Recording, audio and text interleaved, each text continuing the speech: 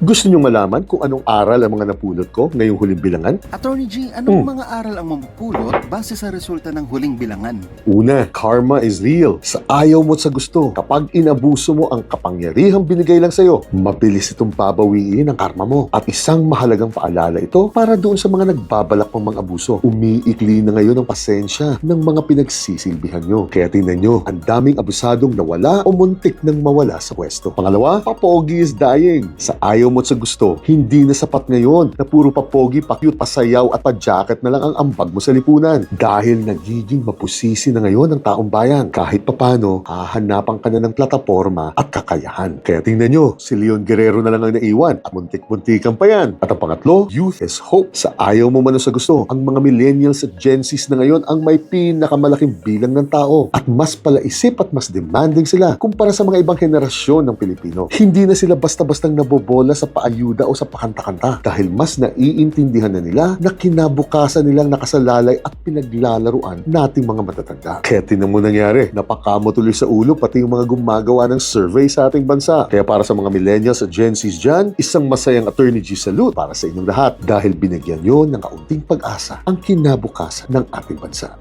Chile!